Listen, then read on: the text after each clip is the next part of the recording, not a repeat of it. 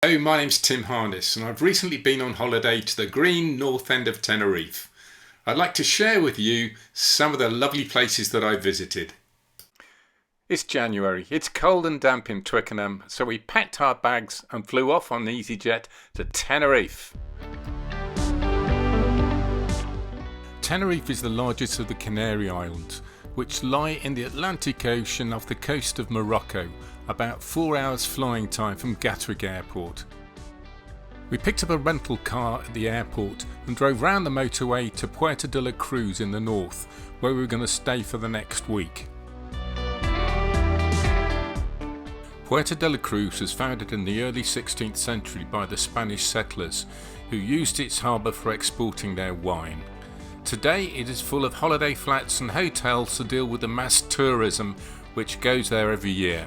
On the seafront there is a complex of seawater pools called the Lago Martinez, which looks gorgeous in the publicity photos, but the day we were there it wasn't quite the same.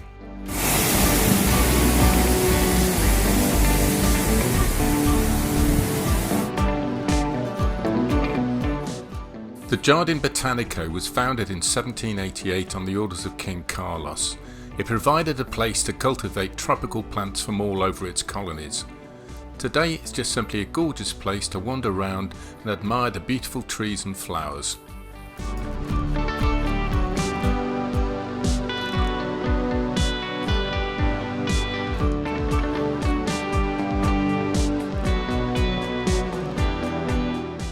In the hills above Puerto de la Cruz is the town of La Orotava. It is gorgeous and has many fine old buildings built in the Canarian style. Just like Hackney, it has a Victoria Park, but this one has beautiful sea views and better looking visitors. The Molino de Chano is a local mill where they make gofio, a type of flour made from toasted grains. It stands very close to Las Lavaderos, which isn't an outside toilet but an outdoor washing facility which has been beautifully restored.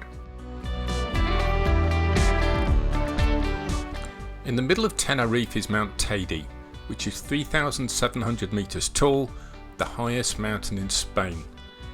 We took the TF21 road from Puerto de la Cruz through La Orotava towards El Portillo, where the visitors centre is. Google Maps took us the shortest route, which meant it cut a loop off the TF21 and took us up the incredibly steep Camino La Canada, a route I wouldn't recommend. The El Portillo Visitor Centre has got somewhere to park your car, have a pee and look at a small botanic garden showing off all the plants that grow up at 7,000 feet in the semi-desert.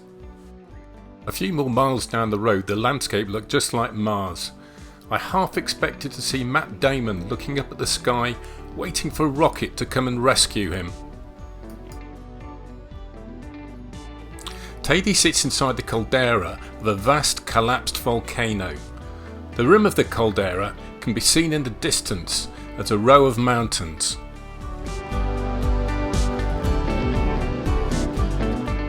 In the afternoon the clouds flow over the rim of the caldera like foam over the top of an overflowing beer glass.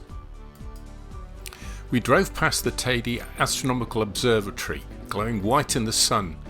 This is where Brian May from Queen, who is a keen astronomer, would like to have his ashes scattered.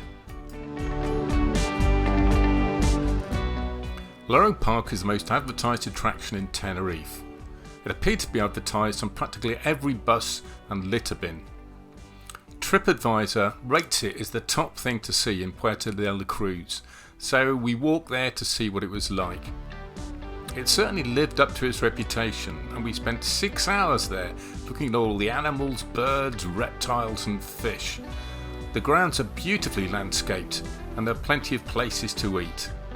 The live performing animal shows we saw were very entertaining, although I did have a certain amount of Guardian reader guilt about enjoying watching captive animals perform.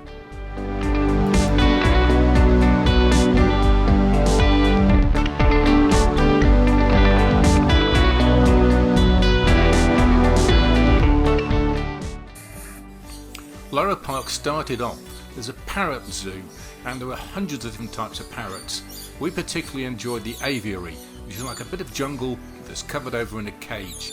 We got there just as it was feeding time, so we got up close to the birds as they were eating their lunch.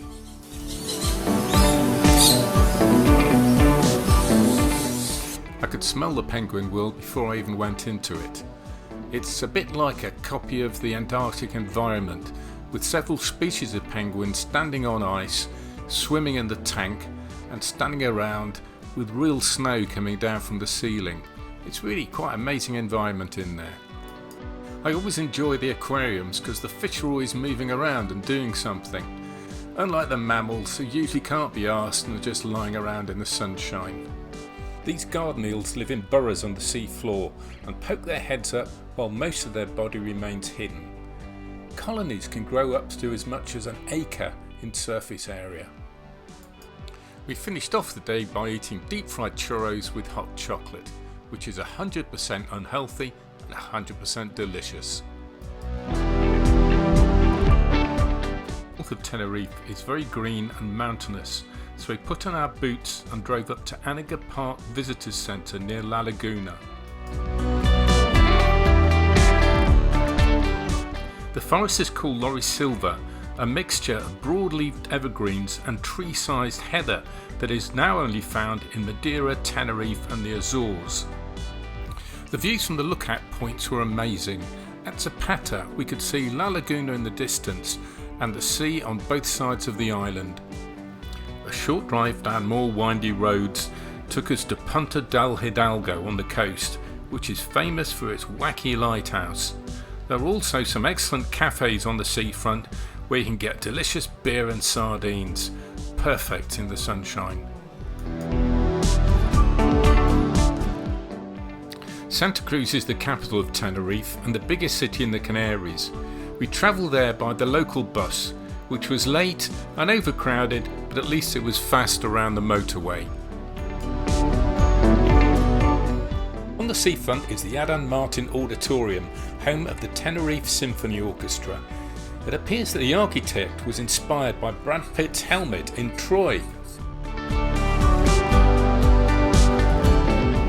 We managed to miss all the pretty parts of the city, but did find the excellent Buena Vida restaurant.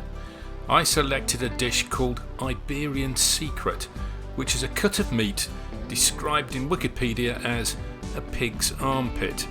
In England it probably goes into sausages, but in Tenerife it is served on top of fried potatoes and tastes just fine. A short tram ride away from Santa Cruz is the cultural capital of Tenerife, La Laguna. It is a UNESCO World Heritage Site.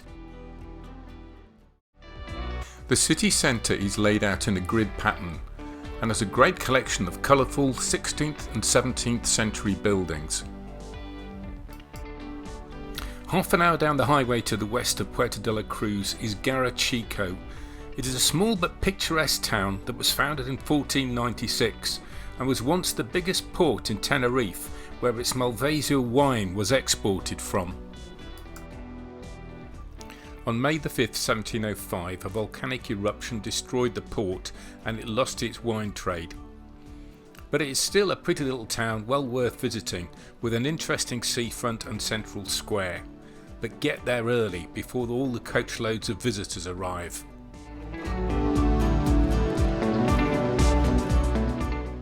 Overlooking Garachico is a statue that represents the many emigrants who left for South America. He has a handful of suitcases, but he has left his heart in Tenerife.